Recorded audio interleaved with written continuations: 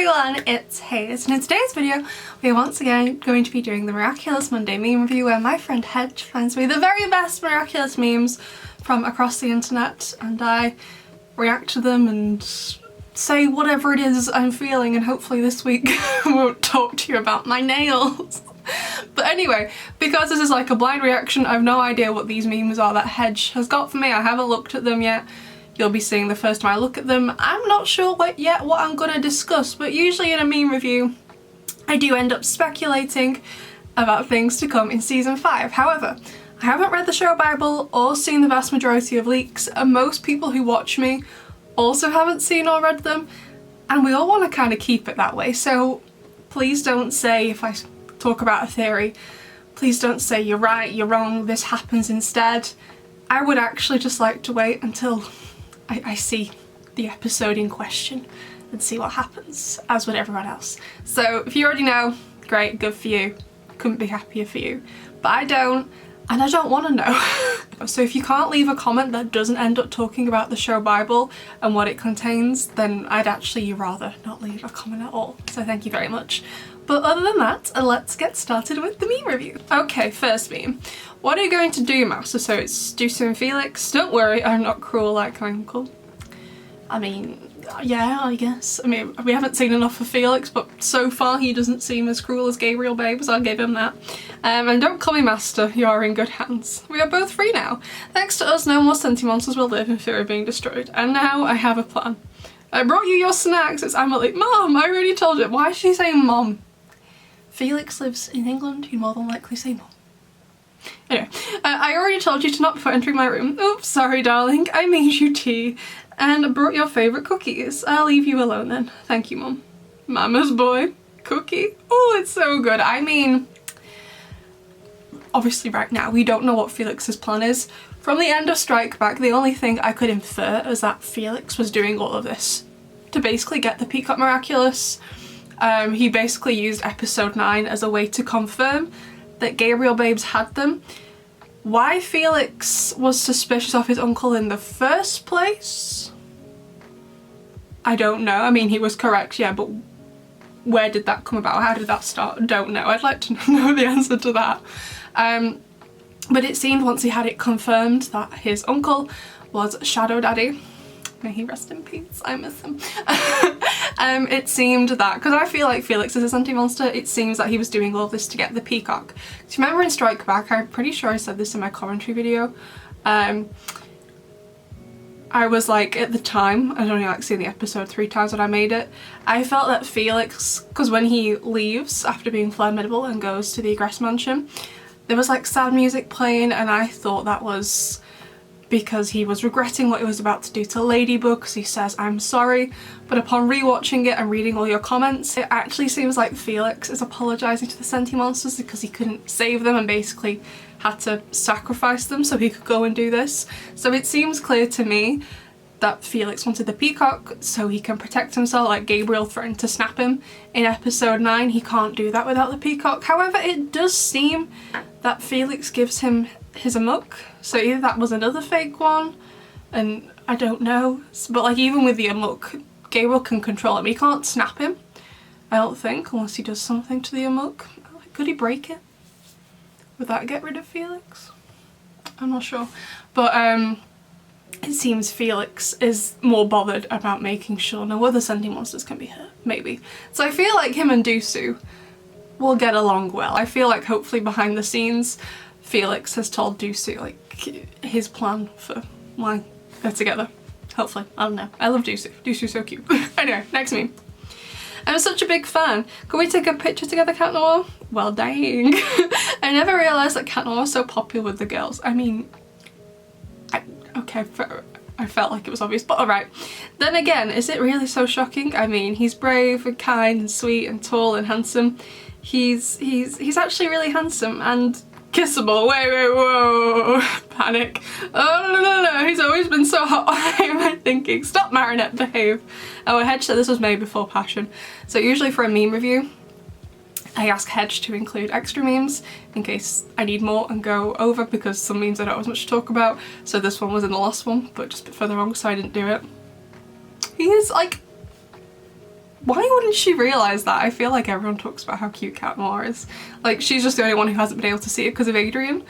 Like, I feel like it's obvious that everyone thought he was cute. Okay, next meme. I can't believe I had to tell Shat I love him to protect my identity. I mean, you didn't have to. I can't believe I have to go on a date with Cat Noir with my identity. You really don't have to. I can't believe I have to kiss Cat Noir goodnight every night for my identity. I can't believe I have to introduce Cat Noir to my parents. I can't believe I'm going to have to plan Cat Noirs at my wedding. Hedge also says was made before passion. I mean, I feel at this point Marinette would totally do it. Why on earth? Like, I think this is great, but just a question to the person who drew this in the first place. Why would Marinette have to do all of those things to protect her identity? Anyway, what situation did this person think of? Be like, yeah, Marinette's gonna have to do all of this to protect her identity. I love the idea though. I am very excited. I'm gonna do a video on it soon. I haven't finished brainstorming yet about how Gabriel Babes is going to use Marinette against Cat Noir, because he's going to be like, pick between Marinette or Ladybug. And it's like, well, Ladybug's not here, so I guess Marinette. Because Ladybug's never going to show up. Unless he makes one of them as an illusion. That's the only way I could see it happening. I don't know yet. But anyway, next meme. Where is Natalie? Are you my new holder? I am much more than that, Dusu. I know. I am your dad. Okay, I think technically Dusu wouldn't be the dad of all the Sentimonsters. I would argue it's the person who used the Miraculous to create them because they're just using the power of the Kwami. Maybe? I don't know, it's like this IVF argument that Thomas Astro keeps going on with. Like, the doctor, or I don't know anything about IVF, can you tell? The doctor, whoever sorts it all out, wouldn't be the mum or the dad, it would still be the other people. I don't know. Anyway, next meme. Adrian, you kiss me. He has the biggest smile on his face, he is so in love. Marinette and the fandom cringing.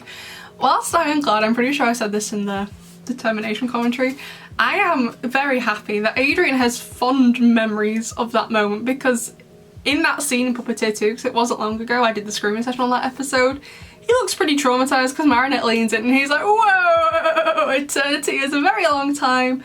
And with you, no thank you. He doesn't say that. But you know what I mean? That's kind of like, to me anyway, basically what he implied.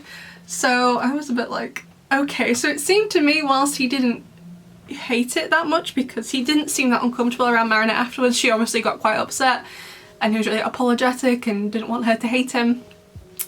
So whilst I don't think he outright hated it, I didn't particularly feel like he was enjoying himself either. But I guess maybe looking back on it now, that he's in love with her, I guess, yeah, I guess I can understand why he'd like it now, but everyone else is like, oh, horrible, horrible. Like, not only, so usually when I do a screaming session, I watch the episode once and I take notes on it, like the funny bits to talk about, what kind of like jokes I can throw in, or just things I want to talk about anyway. And then when I go through and take all the screenshots of the episode to use in the video, I'll go through and write the full script. So I usually have to watch an episode twice. So I had the Puppeteer screaming session to do, and then we got flashbacks to Puppeteer 2 in determination, and I was like, have I not been tortured enough? Have I not been through enough? Is it not good enough for you? And I still haven't done the determination screaming session. So I have to relive it again. The things I do for all of you. I hope you're all very, very grateful. Okay, next meme. Miraculous. Miraculous about the love and drama.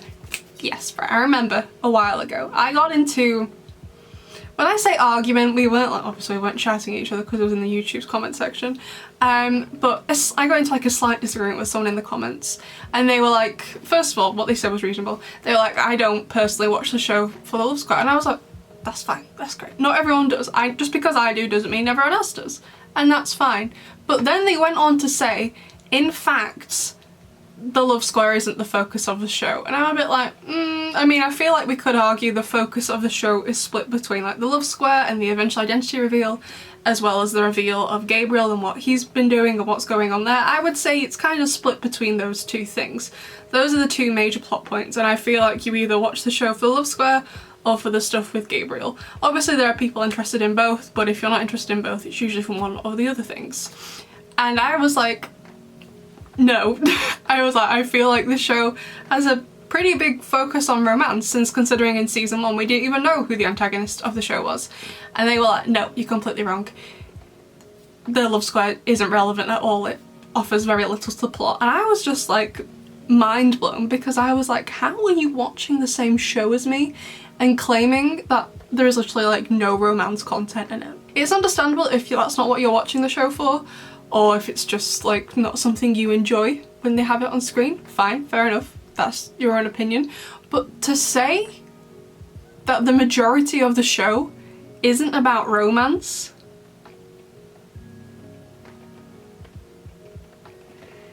I've genuinely got to the point after talking with some people online about whatever to do with Miraculous, that I've got to the conclusion that whilst we're all living in the same world, some people are like have access to like an Easter egg version of Miraculous. Right? Have you seen that episode of Doctor Who? What's it called? The one with the Weeping Angels, the first one with the Weeping Angels in. I never remember the names of Doctor Who episodes, but the first one with the Weeping Angels in, and whatever the two main characters are called in that episode, because it's not the Doctor and Martha, I don't remember who they are, they're two other people. One of them's played by Carey Mulligan, I know that. And they basically find Easter eggs on probably videos at the time it was brought out, but usually Easter eggs, when you watch something so much on a certain like replay of it, like on the 20th time, you will get different scenes that are added in as Easter eggs. So one of my favourite TV shows of all time is Sherlock, that was on BBC. I don't even really know if it's still going on because they take massive breaks between each season, and I have them on DVD. And we used to watch an episode every single Sunday, and I've probably seen every single episode about 100 times, and at about the 100th playthrough you get all the Easter eggs on the episode, so you find scenes and like little line inserts that weren't there before, and like I'd seen them so many times, like I know the Sherlock episodes by heart, so I was like, oh, that's new. So it seems like they're watching the Easter egg version, where in this Easter egg version there is no Love Square content apparently, or like they're watching a parallel universe version of Miraculous where the Love Square content just doesn't happen, but in this parallel universe they're still able to watch my videos. And I'm just really confused because she's like, the Love Square? What's she talking about? No Love Square? What? It's crazy. That's what I think's going on. Anyway, next meme. How Zag views her security. How it actually is. It's literally ridiculous. Right, I understand the show Bible stuff as far as I'm aware, because it's never actually been 100% confirmed, that someone who worked for Zag accidentally released online, I don't know how you do this by accident by the way, a draft of the show Bible, because it wasn't the final draft. So even if you've read the show Bible, there's going to be some things you don't know about, because it wasn't the final draft, it was a version of it, so there's still some surprises and whatever. So don't worry if you read it by accident, you haven't spoiled everything for yourself. And I understand, like, once something's out on the internet, it's usually very hard to scrub all traces of it, particularly if it's something really, really popular. Like, for example, if I put this video up and then 2 hours later I took it down, because obviously my channel isn't as popular as Miraculous is, I feel like someone probably wouldn't have downloaded it, and I think it'd be pretty easy to scrub the existence of this video off the internet. But not so much with Miraculous, because it's so popular and everyone wants to know what happens next, which, you know, is reasonable, I understand. So I do kind of understand why they can't do much once it's out there. I get it. But you'd feel after that happened, they'd tighten the security. But then more stuff kept getting leaked, and I just don't get it. If you want to have an update, and all of this is alleged because I'm not 100% sure, because Zag just like aren't communicating, which is really frustrating. Like hardly anyone knows what's going on. Like when I say they aren't communicating, they aren't even really communicating to Anita or Ferry, who are the ambassadors. So I don't know. I don't know what to tell you. But it seems that someone who I won't mention by their name, because they have a thing about copyright striking channels, has paid hackers. So initially I thought it was someone at Zag who was like releasing the episodes to this person. That's not the case. Someone is paying hackers to basically hack into Zag's network and get the episodes. for him, and other things like images and concept art, stuff for the movie as well. That's basically what's happening. So I don't, like, they have to be aware it's happening. Like, if I know, surely to God Zach knows. Like, if I know, they'd have to know. So I don't know. The only other instance that I know of where they did something, and when I say they did something, I mean Gloob did something, is, so what happened? The day Destruction, I believe, was meant to air, so Gloob had that premiere. What they did is they uploaded it ready to their, like, on-demand streaming service, so as soon as it finished airing live, people could rewatch it, right? However, for whatever reason, the security on that platform they use wasn't very good, and the hacker had managed to get onto that and get the episode. It wasn't Gloob's fault, they obviously didn't do it maliciously, they didn't leak it themselves. The security just hadn't been as good. So what they immediately did is, first of all, they got the security on that site improved, so already one up on Zag, and then when this person started airing the episode, they managed to get his account taken down pretty much instantly. Like, do not mess with Gloob. Say what you want about them, but you do not mess with Gloob. Oh my god, they were on it that day. Love Gloob so much. They, like, season 4 is a bit like, not sure I'm a bit of a fan of you. Season 5, Gloob, golden child of Miraculous. Love them so much, but Zag literally seems to be doing nothing. I genuinely don't get it. Like, part of me is like, I'm not really sure what they can do. I don't really know about the laws revolving around hackers and stuff like that, and I would assume if they're hackers, they know how to hide their location and stuff, because, I mean, I don't know how to hack anything, but I would feel if I knew how to hack stuff, I'd know how to hide myself so people couldn't find me. So even though it's illegal what they're doing, I'm pretty sure that they're safe from repercussions or whatever. And so is this probably other guy. I'm not really sure what they can do about it, but they don't seem to be improving their security. It just seems like, oh, we'll leave it. Like, even though I don't like Thomas Astruc, I can't believe how he feels having all of this happen to his show. I'd be so annoyed. Like, if the next book I wrote got leaked, or even just like the first chapter of it got leaked, I'd be so upset. Like, so upset. I don't understand why they're not taking this more seriously. Obviously, I don't know everything they're doing behind the scenes, but from what we're seeing, it seems like they're doing absolutely nothing. So, I don't know. Anyway, Andre will never marry Shaq get together. And I took that personally. Look, the man, he's just a hardcore shipper.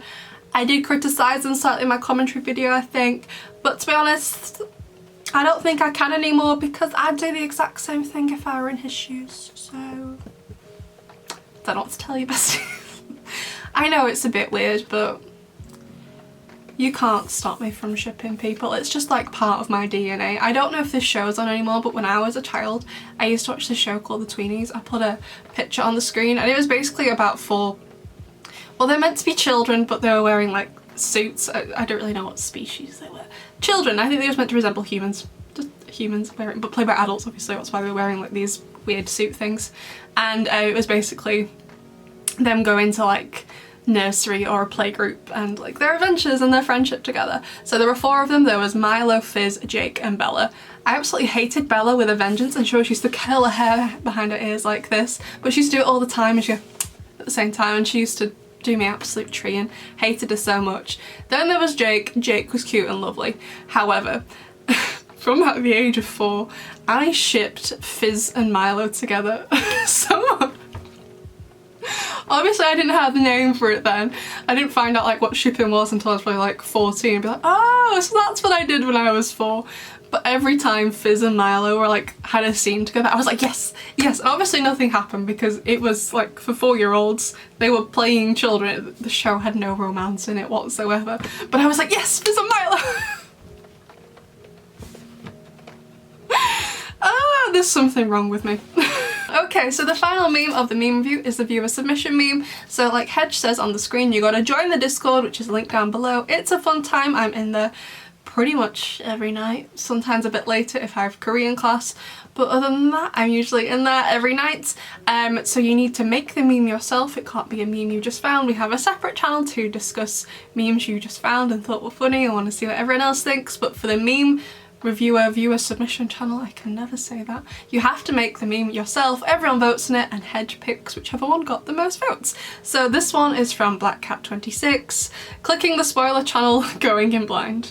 When the episode came out this morning and you haven't seen it yet, but you also hate having unread notifications. Yes. So, not so much with all the French releases because I was watching them live, but when Gloob release an episode, I'm like, well, I gotta go to bed now.